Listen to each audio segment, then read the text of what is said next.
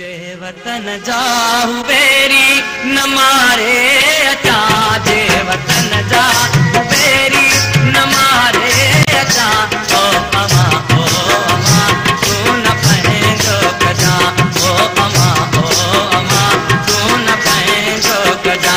असांजी माउ आहे उहा वरी वरी उहा थी चवंदी रहे, हर असां सभिनी खे इहो थी चए सिंध जे माण्हुनि खे त मोटो पुटु उहो जंहिंजी छातीअ मंझि छुरा खंज न बख़्शा हुनखे जेको कोन मिलियो।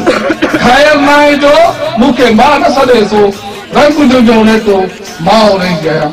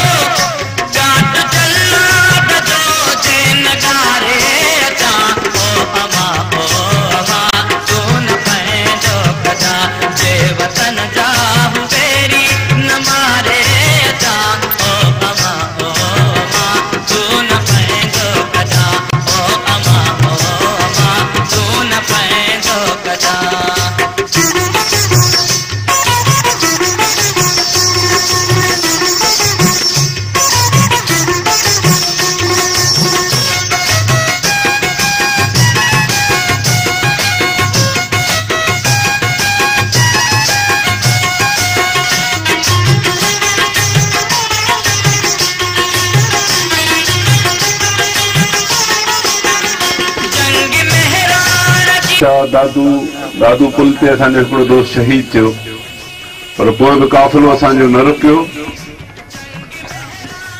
नौशहरो फरोज़ में झगड़ो थियो, कंडारे में थियो, आलाणी में थियो, राणीपुर में मोरको थियो, आख़िरी मोरको कोटड़ी जी किले वटि थियो।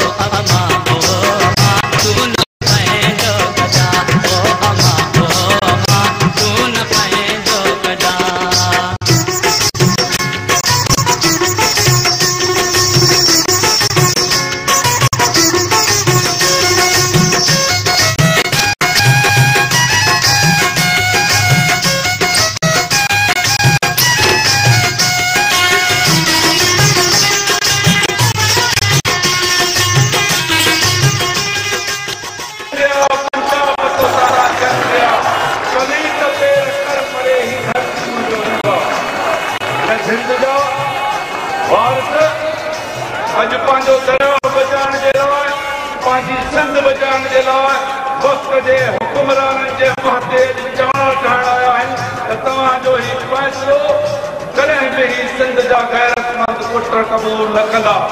असां चिटे नमूने सां चऊं